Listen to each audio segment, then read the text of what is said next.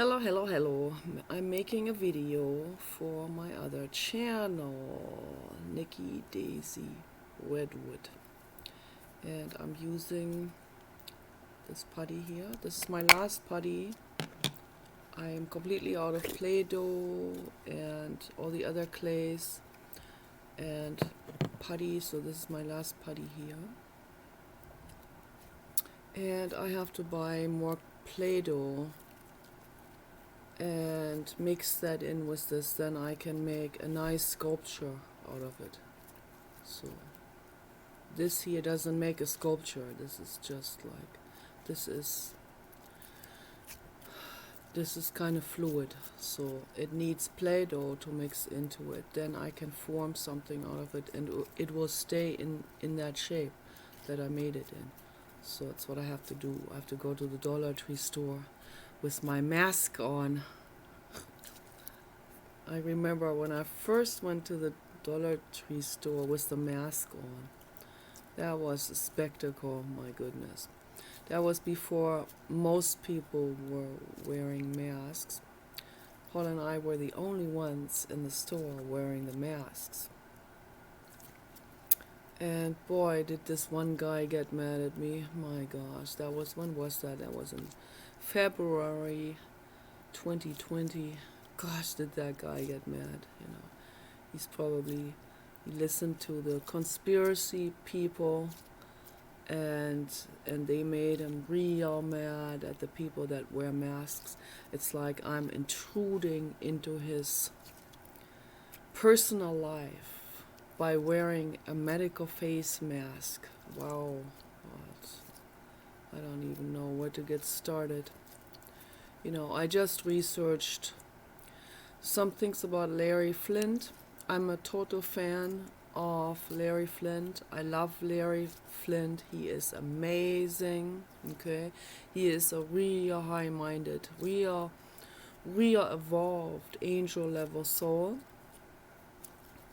And his fourth wife, Althea, from Russia, is also a very high-minded angel level soul. It is real tragic. She died from a drug overdose in the 80s. It's very, very tragic. They have made a movie about Larry Flynt, with Larry Flynt actually playing a judge in that film. And so I haven't watched the whole film. I think only clips of it. So, but it's really good. Very well done. And it is a horrifically tragic story. What happened? A fundamentalist, evangelical, complete nutcase shot at him, shot into his lower spinal cord, and paralyzed him from the belly down. And he has to be in a wheelchair for the rest of his life, okay?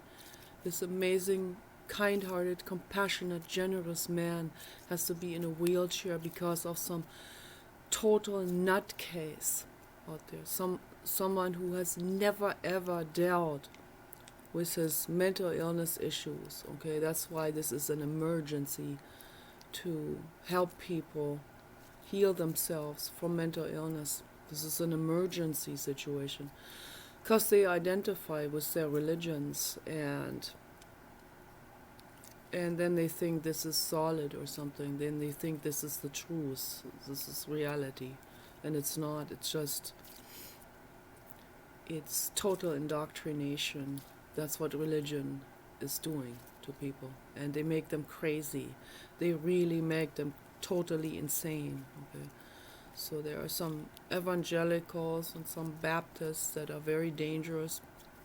And there are a whole lot of Muslim men, but some women too, who are dangerous as well. Whole lot. Like Islam is like, that's like, they ask that from people. That religion is actually, the Quran is actually asking from their followers to kill all so-called infidels, the ones that are not Muslim. So, right there, right in your face. Violent religion.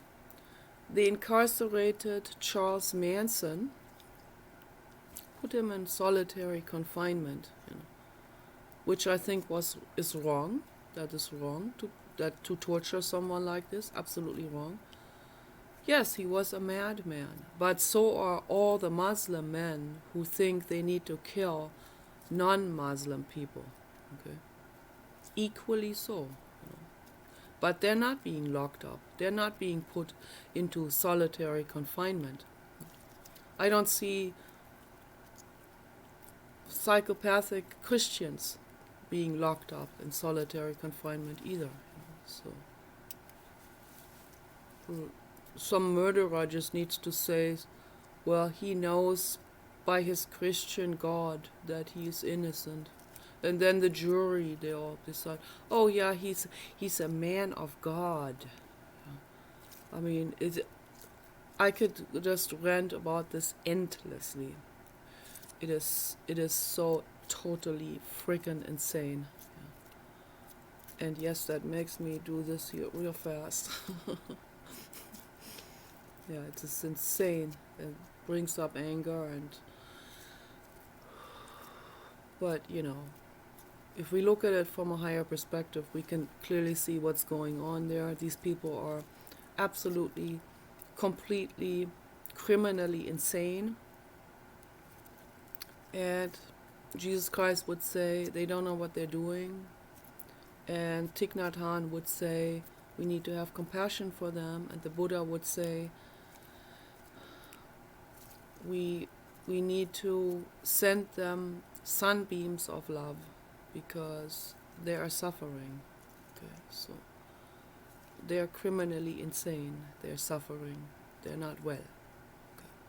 So, and then when there's a lot of those in society, when like almost all people in society are totally batshit crazy insane, then we have a problem. We have a real problem. And then when those types of demographics like Islam, when they march in and when they infiltrate into the governments, then we have a real severe emergency situation. And so that's what's right at the doorstep now here in the United States. It has already marched into Sweden and Germany. Germany has Sharia law within a government within their government, and they even protect them, which is total insanity. Okay. So yeah, but they get what they deserve. They get the government they deserve. If that's what they want to do, to protect their good standing in society, and not be labeled Islamophobe. I'm gladly labeled Islamophobe. Hell yes, I am an Islamophobe. You better believe it. Okay. I'm a religiophobe. I hate that. Religion is an insanity causing substance. That's what that is. Indoctrination material that gets into people's brains and completely gets these people away from truth and away from kindness, away from love. And then the daughter of Larry Flint is an evangelical Christian and totally indoctrinated, and they kind of they talk her into they probably talked her into suing her own father for having sexually abused her, which he never did. Okay, he's an angel level soul. He never abused her. Okay, she made that up to make money with it. It's just a scam. So he completely broke off any contact with her, and rightly so. I would do the same thing. What a horrible person that the daughter of Larry Flint. What a horrifically insane, pushover, criminally, I don't know, it's just complete religious crook, you know, like with someone without any decency whatsoever. So very sad, very, very, very despicable. It's a disgrace what that lady did to her father. And all of these things that he has to go through in his life, all of these, one hammer after another, you know, hardship after hardship. His beautiful Russian wife Althea died from a drug overdose and drowned in her jacuzzi. What a horrific, horrific hardship this man had to go through in his life. You know, it's unimaginable. So I send him sunbeams of love. Okay, he is an amazing, amazing, amazing soul. Okay, and I am infinitely grateful that he is here among us. That he is still alive, that he is doing his activism, you know, to maintain freedom of speech. Okay, an amazing man. Okay. I'm sure he's also an animal rights activist. I'm sure that Althea was an animal rights activist. Okay. They're amazing people, very high-minded people. Okay. Just wanted to talk about that a little bit. So, Larry and Althea, I don't know who his new wife is. So I just know from, you know, all these, from the movie clips and from the stories and all of this, the tales, and I researched it on the internet also. I know that Althea was an amazing woman, beautiful, very beautiful woman from Russia. Very, very deep, very, very, very sensitive, highly sensitive. Suffered from society, you know, like I do. Suffered horrifically from the coldness of society. That's what all empaths do. Okay? But the empaths, they don't let it out. They don't lash it out on other people.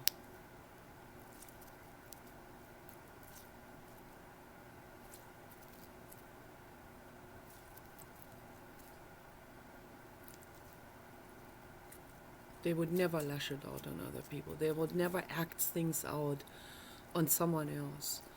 Particularly not on some innocent person or on someone who's already down in the gutter. That's what the stagnator soul does. The stagnator soul will see someone down in the gutter, and then they go, that's their opportunity now to stomp on that person. The person can't defend himself. He's already down in the gutter. That's what the stagnator soul does. It's despicable. It's a disgrace. But from a higher perspective, you know, if we look at it from the sky perspective, then we can clearly see that these people don't know what they're doing because they are in humongous pain and they don't know how to behave. They don't know what to do with it. They don't know. They have absolutely no mental clarity. They don't see the other person as deserving of love or as someone who's suffering and someone who needs help or someone who's equally deserving of love and kindness and compassion. They don't see that other living being, you know, animal or human.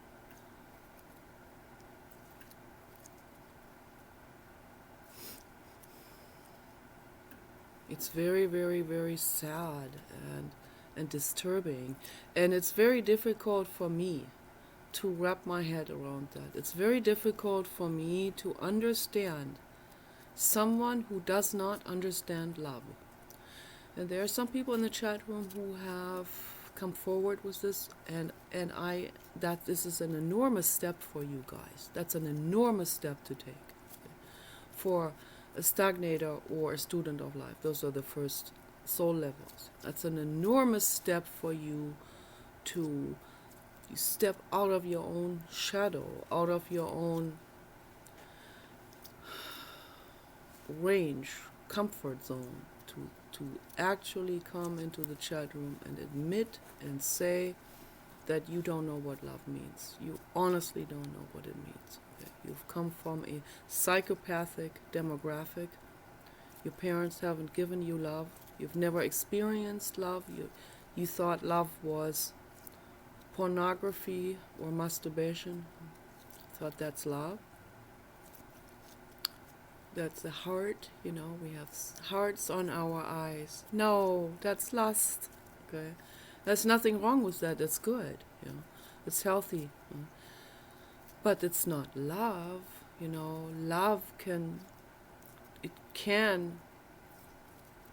be, if it's someone with the hearts on their eyes, they also have compassion, then there's love in there too. Okay, but the lust is by itself is not love, of course. That's wanting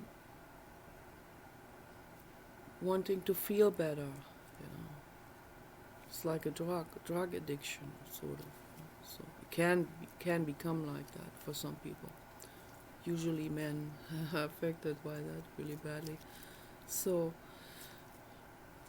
but that in itself is healthy, and there's nothing wrong with it, and it's good. And I think Larry Flint, he brought this out more into the public, into society. He showed that there is nothing wrong with it, which was, of course, going against the Christian religion, and that's why they hated him. I had many debates with those people, with those fundamentalists. I met those in person even. So. Oh man, boy. Oh, I don't even know. I don't know. I mean, this is... A lot of those are old men, and you know that they secretly buy the Hustler magazine. Of course they do. They look at all of that on the internet. But then publicly, in their Christian community, they'll act like they're somehow prudish and pious, whatever those words are. They act like they think they're decent. No, they're not being decent at all. That's not what decency is. Okay, that's dishonesty. That's double standard. Okay, that's mental illness. That's what that is. Larry Flint is decent. Larry Flint is honest. Larry Flint is well. Okay. Larry Flint is one of the rare people who he is completely well, completely sane. Okay, he's one of the very, very, very rare sane people in the world that are really, really, really compassionate, generous, that see through everything, that want to make the world a better place. Okay, those are rare. Okay, and Larry Flint is one of those angels. Okay, an amazing one. Okay. Bringing sexuality, and that it is okay. It is part of our living existence. Okay, like we eat food, we drink water, we drink tea. Okay, we have to do that. We have to breathe air. Okay, we have to meditate. We have to cuddle our animals. Okay, all of this is part of the existence that we live. So I do my part to, I try real hard to bring truth to the world, as I do it as good as I possibly can. Yeah, I get triggered too. I cry my way through. Okay, I love my way through. I breathe my way through. I flow my way through life. Okay, so I'm part of the river of existence. Okay, my body is in a free flow of emotions and sensations and love, and it's wonderful. It is amazing, and I am amazed about this. So how this works, this is divine intervention. This is the infinite cosmos running through me, and it is amazing, and it makes me feel safe. It makes me feel like, okay, I am doing the right things. Okay, I'm on the right path. Okay. I have a lot of mental illness stuff that constantly knocks on my consciousness. I want to be heard. I want to be seen. I don't repress it. Okay, it's there, and I acknowledge it. I look at it. I have jealousy. I look at it. I feel it. I talk about it with people. I think it's important. I think my friends should know how I feel. And at the same time, I'm not pressuring them. I'm telling you how I feel, and this is my love basically for you. I'm sharing with you how I feel. I share with you something from my past. That is a gesture of love for you guys. And if we all did this, the world would become better. I know that for sure. Okay. And I think this is courageous already. This is very good of some of these kids out there, some of the Muslim kids that are coming out now and saying they don't know what love is. Okay. So, and that's why I want to explain it to you guys. The guy Ash, for example, or Maverick, some of them have studied psychology, probably trying to understand a little bit more about themselves, which is good, and so they may be the same person. That Ash has some other accounts that I had blocked before, so he told me, and so then I thought, okay, then now I think I know who that guy is. I know what his other troll accounts are. And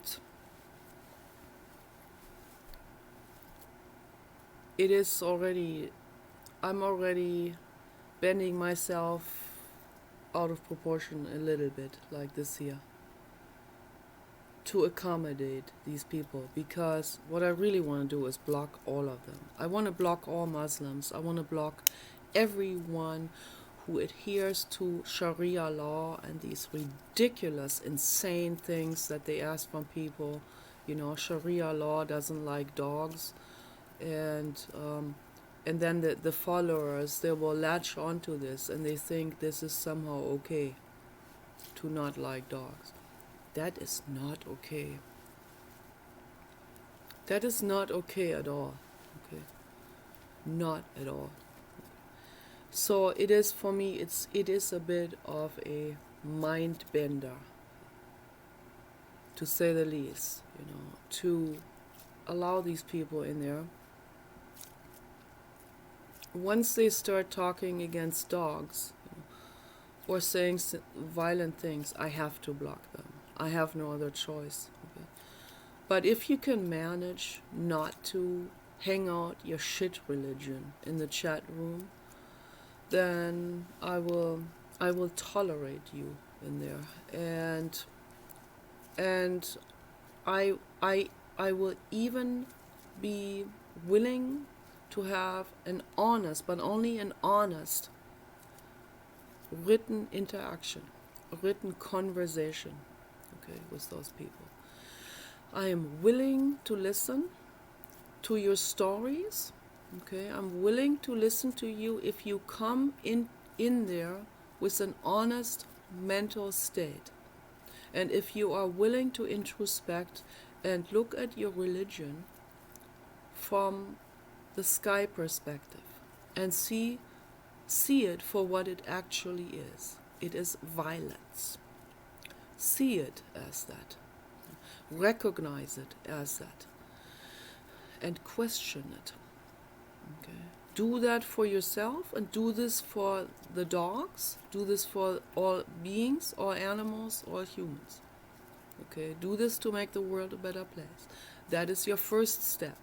And so everyone who is willing to say they don't know what love is, this is a very honest approach, okay? That's the very first step, to come out with this recognition, okay? And then we can talk about it. I can tell you what love is. Love is not sexual attraction. That's not what love is. That's just pleasure. That's good too, it's very good. So, but love is if you see a thirsty dog on the street, or a hungry cat, or any kind of living being in need of help, and you go over there and you bring that living being the food and the water and the companionship and the kisses and the petting, okay, and sitting with them and letting them snuggle up to you, okay? That's love, okay? That is love. Love is not about what you get back from that other living being, okay? So the animals, they don't have money to give to you, okay? They don't have sex to give to you, and those who use animals for sex, those are pedophiles in my view, okay? So that's horrific. No, that's sexual abuse. Oh, yeah. There was a guy. He was actually doing his pony. I'm not kidding.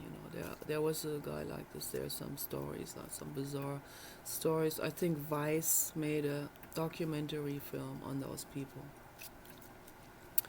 And these people, they think there's nothing wrong with it. Obviously, they don't know anything about biology. A horse female, a horse girl, has a completely different biochemistry. Like, they're very similar to us, of course, but they have different bacteria in them, and the cells react differently. The fighter cells, if you put your sperm into a female horse, the fighter cells in that horse will attack the sperm cells, because they don't recognize that as being sperm cells. They think this is some kind of massive toxic shock invader, okay? What happened to the one pony, this is so unimaginably sad, He was talking about it like, this is one day she fell over and died. Well, it's just like, he doesn't know why. No idea, right? No. I tell you why. Her body went into a toxic shock, okay? That's why. Because of all the sperm in her body. And it probably, her body was fighting it off, and probably had uterus infections and stuff like this, and that went on for a long time, and the guy didn't notice it. And she never, no veterinarian got to see her. No one got to pay any attention to that situation. And then one day, the toxic shock got her, and the body couldn't cope with it anymore, and she fell over and died. Horrific. Yes, it's horrific. Okay, this is not funny, people. This is not funny at all. That's not funny at all. You know, if those guys, if they have trouble finding a decent woman, which I understand it's very difficult. You know, it's difficult to find decent people because almost all people are mentally ill, and they act out of their selfishness, and they're just overwhelmed with pain. They can only see themselves. Okay, so, well, if that's the case, then get yourself a sex doll. You know, get yourself a real life silicone doll. Okay, there are amazing dolls out there, really, really super, and they're gorgeous, and they're real gorgeous animation films now to go along with those, right? And that's all you need. You know, that is all you need to fulfill your lust needs. You know, if you can't find a girlfriend that is decent and nice, then you can get one of those silicone dolls, and that would be awesome. You know, you keep that doll real clean and sterile, please. You know, so, and then you can be very happy. Okay, I mean, there's no interaction, but they're making sex robots now, and they're becoming better and better and better. So those silicone dolls, they're gonna get an entire skeleton with neurons. They're gonna get a brain. It's happening. It's coming up. You know, so all of this, they're real expensive right now, but they're gonna be coming down in price. Okay, and then so more affordable for everybody. That's gonna be the future, for sure. Okay. Of course, men still want to have the real flesh woman, you know, the real flesh woman with all of her emotions and the whole thing, you know, the real girlfriend experience, as they call it, you know. So they don't really want to see a hooker who is just, let's get it over with or something, you know, and then they don't want to talk to you. That's not really what men want. Men want the real companion, you know, the real sweet, loving girlfriend who's there for them, with them, you know, with the real skin that feels like silicone rubber. Yeah, I'm so grateful that I have that. Oh my gosh, I'm so infinitely grateful to the infinite cosmos that I have that. And so they can use that technology, okay? They don't have to abuse an animal for that. Don't do that. You know, if you're into ponies and horses, maybe that is something that is a fetish for you, then you can get a pony doll. How about that, right? That would work too, you know. A pony shaped sex doll. So, and if that doesn't exist, then you'll be the first one to create it, you know, to create this pony, you know, out of, I don't know, paper mache. You can build something like the sculpture like that, and then you can make a cast, and then you can have the cast filled with some kind of silicone rubber material. So the possibilities are endless out there. Don't hurt another living being. Okay, don't ever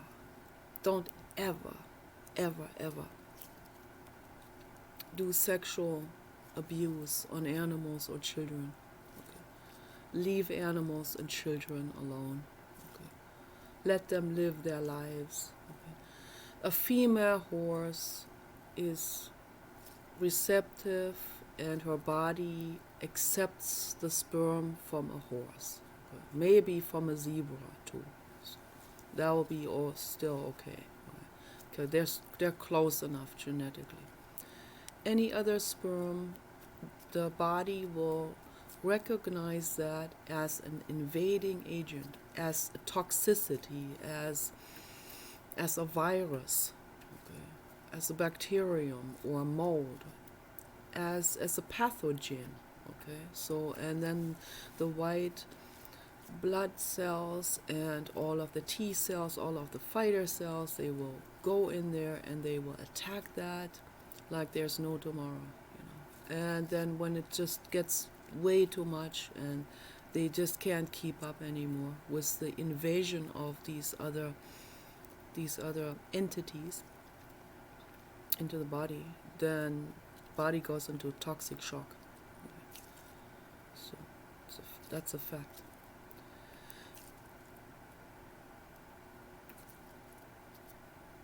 And well, this may not be the case with a human minor, but that's no excuse to do it to a human minor. A human minor, yeah, a child or teenager, they're still growing.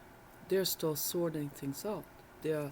They need to experience a very solid and very, very compassionate environment for them to, that's a foundation of for the rest of their lives, okay. They need to be allowed to be children, okay. They need to be protected by the adults, okay? Very important. I didn't have that either. Made me suffer my whole life, okay. All of these problems coming out of this, all of that, you know, feeling ugly and feeling like I'm feeling like I'm a criminal, you know. That's what these actions make one feel.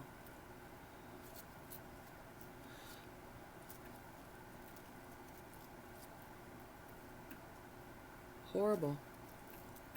Feeling like a fraud, you know, feeling like I don't deserve love, you know. That comes out of that. Massively for the rest of the woman's life. It's not fun. And it destroys people, you know. It causes people to become drug addicts, suicidal. Lots of suffering comes out of that, out of child abuse.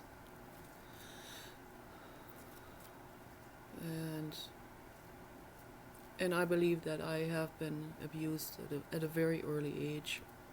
There's no memory, there's just real horrible dreams about it throughout my whole life. And images of bathrooms that I painted as a little girl. And a big vulture standing above us children with green eyes and slit pupil looking down on us, staring down on us. So, and just before I leave, I wanted to talk a little bit about the stalker personality, the stalker guy. And I believe that the stalker guy had been sexually abused. I was thinking about this while I was grounding my feet outside on the lawn earlier. I believe the stalker man has been sexually abused very, very brutally, probably by a man. So that doesn't make the stalker guy become a homosexual. I want to separate all of these things. There's a lot of misunderstandings out there. Some gay people, they think that they have become like this because they have been sexually abused by a man. No, that's not why. That's not why you're gay. That happens during the 3rd months of fetal development, when the mother has stress. When the embryo is developing, that's when the gender is forming itself, either into female or male. Okay? So when there's stress, then that causes developmental stagnation in the embryo, which can take on any kind of form on the entire spectrum from A to Z. Okay? And they have to live with that for the rest of their lives. You know? That's why a pregnancy has to go real smoothly and with no stress whatsoever, and the right food, and lots of love. Okay, very, very important, and no substances at all. Listening to classical music, that's what that embryo needs. All the nurturing and the love in the world, okay, to develop in a normal, natural way. So that's a word on what causes anything between the genders, any kind of deviation of gender and gender development. So that's where homosexuality is coming from. It comes from the third months of fetal development when something goes wrong. So the trauma in stalker men, it's obvious most stalker men are heterosexual. They want a girl, they want a woman. Many of them are pedophiles. Okay, so some of them are going into the animal pedophilia. So all of this has to do with the stalker personality. All of that, the zoo, what do they call? Zoophilic, whatever. So yeah, all of this is the same as pedophilia. It is, and let me explain this in more detail. They see, and I'm starting to understand all of this now, from the sky perspective, because I'm learning and learning and learning. They see in this the little thing, the little girl, the little toddler, sometimes little toddlers, as it was in my case. I believe it was my grandfather. The little toddler cannot defend herself, okay, and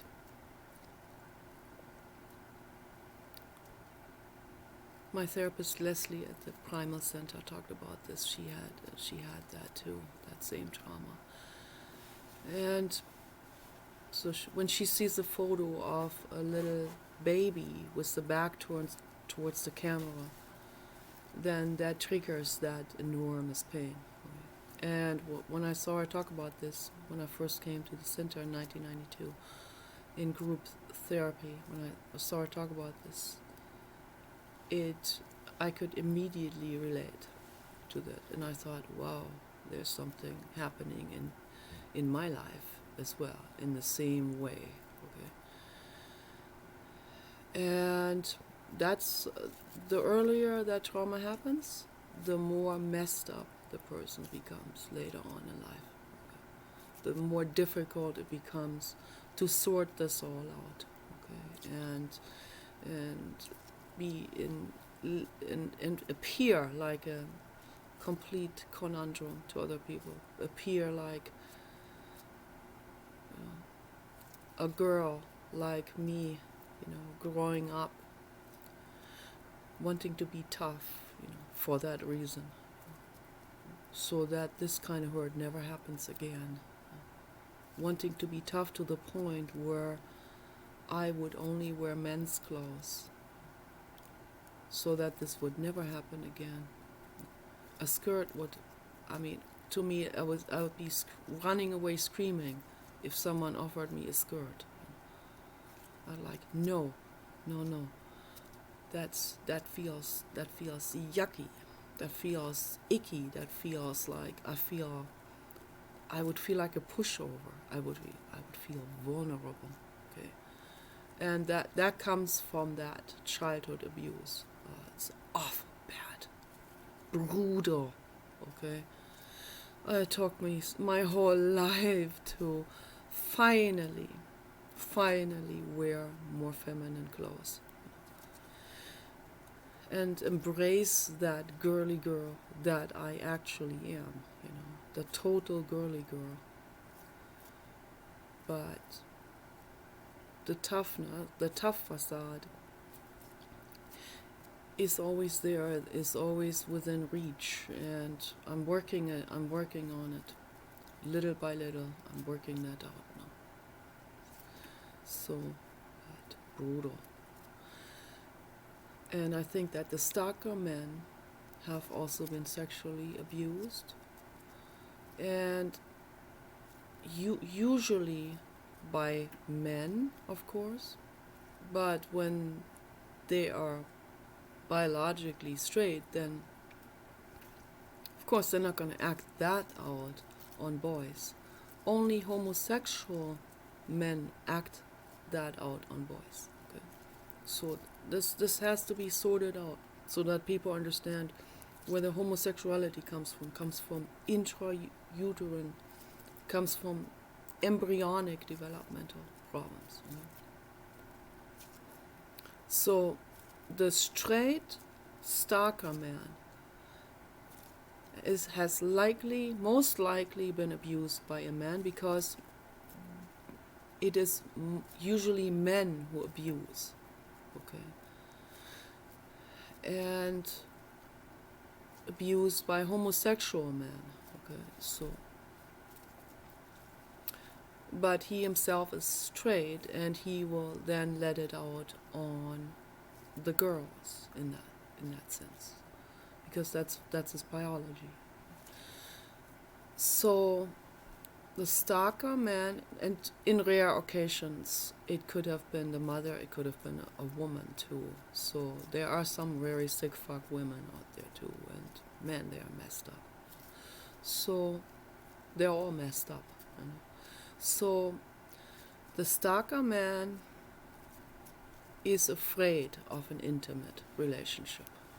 And I am not judging you whatsoever, you know. I feel deep compassion for you guys. Deep compassion. Okay. So I know, I mean, I'm a victim as well. I'm a child victim just like you are. It takes a lifetime to work this through, But the more you work on it, the more you cry this out, the more you take the present time triggers. Any present time trigger. Could be jealousy, anything. It could be feeling ugly, you know, if you feel like you can't show your face. You know, that all comes from childhood pain, childhood trauma. Okay, very, very important to say that. If you can feel that pain that's underneath, instead of hiding yourself, instead of acting it out on someone else, if you can feel that pain, then you're on the right path. Then you're on the healing journey, okay? And the more you feel, the better your life will become. It will be so rewarding. You have no idea. You can't even see through this right now, okay? You think that your pleasures, your fetish pleasures are the reality. No, they're not. Okay, for the women or all of these masochists, no, that's not your reality. Okay, that's not who you really are. That's an act out from the ego. That is the childhood pain funneling itself into your hormones, into your hormonal needs, it mixes in with it to the point where you can't even see through it all anymore. You think this is the real deal or something. No, it's not. It's pain. Work on that. Meditate on that. Feel it. Okay, I do it every day. And I move forward completely with my life. More and more and more and more. My orgasms, they have become ecstatic, you know, because I am working on my psychological issues. Okay, so in the past, when I was with the guy, I wasn't. It was okay, but it wasn't anywhere near ecstatic. Okay. In some cases, I was actually very tensed up because I sensed a coldness or something, you know, and it was just some kind of mental infatuation. And I was completely tensed up. And so masturbating was always very nice for me to do because I felt safe, you know. There was nobody to threaten me. And working on my mental illness issues, crying my way through, is completely unleashing that divine feminine goddess inside of me, you know. And it's amazing, you know, and for men too, you know, for women and men, for all of us, you know, if we work on the emotional issues and we cry our way through, things will get better and better and better, and you will see a color spectrum of emotions that you never thought you had, actually, you know. So it's all there, you know. It was just the little child, the little traumatized child, just had hidden himself or herself, you know, behind a facade, behind an ego identification, behind whatever's social things, prestige, you know, you name it. And all of this is just a facade, it's just fakeness. Sadomaso, it's fakeness, you know, it's just childhood pain that funnels itself into the hormones. You know. And the stalker man, he sees in that little girl, that innocent little girl, he sees that as an opportunity, sexually, for him to feel at ease, for him to feel not tensed up, for him to feel now he's in charge. That's really the key here. You feel like you are in charge when you see that child. The child isn't talking back at you. The child isn't feminist. The child can't defend herself, okay, or himself. The child is not big trailer mama who can hit you over the head. So, with words or broomsticks, you know. So, the real person, you know, that's a step that, and all of this ties in, you know, men wanting this submissive, skinny woman. That is the same thing as the pedophilia. That's not what the body really wants. That's just one step a little bit saner than wanting the child. What the body really wants, what your bodies really want, is the big mama.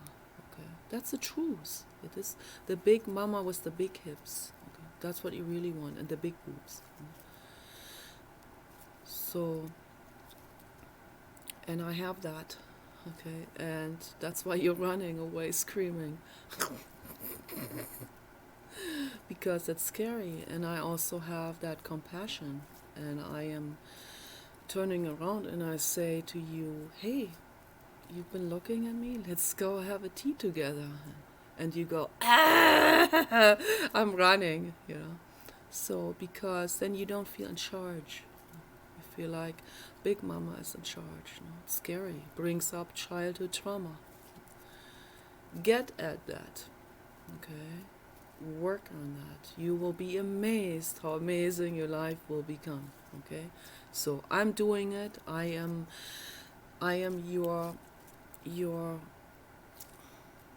your prototype of someone who is going through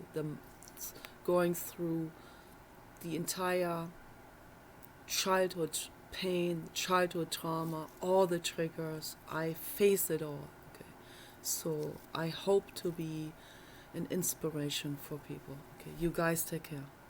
Bye bye.